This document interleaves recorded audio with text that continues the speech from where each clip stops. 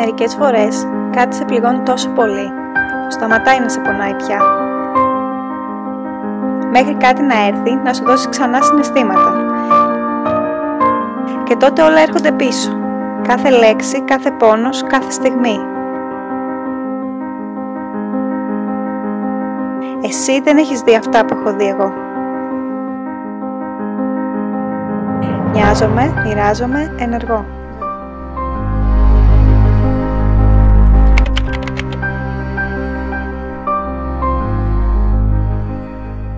Με νοιάζει ο αέρας που αναπνέω. Με νοιάζει το νερό που πίνω. Με νοιάζει το έδαφος που καλλιεργώ. Με νοιάζει οι άνθρωποι να είναι υγιείς. Στοχεύω στην πρόληψη. Προβλέπω και αξιολογώ τον κίνδυνο. Στο επίκεντρο η δημόσια υγεία. Νοιάζομαι, μοιράζομαι, ενεργώ.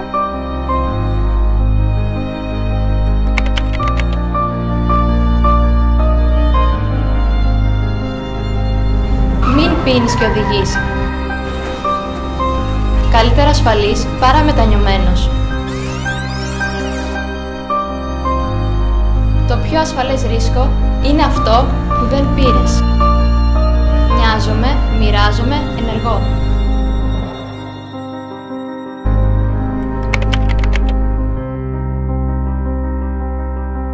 Η κατάθλιψη δεν είναι κάτι περαστικό ή μια άσχημη ημέρα.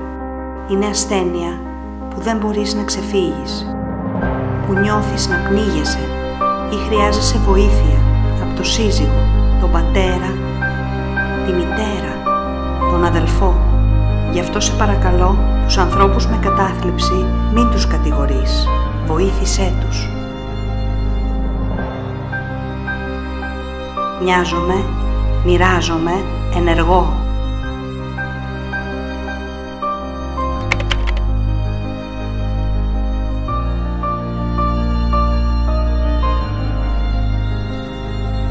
Υποστηρίζω τα άτομα που πάσχουν από σκληρήση κατά πλάκα, μια ευαίσθητη κοινωνική ομάδα. Εγώ είμαι σήμερα εδώ για να πω ότι αυτή η ασθένεια αντιμετωπίζεται. Αντιμετωπίζεται επιτυχώς με τη στήριξη της πολιτείας και των επαγγελματιών υγείας. Νοιάζομαι, μοιράζομαι, ενεργώ.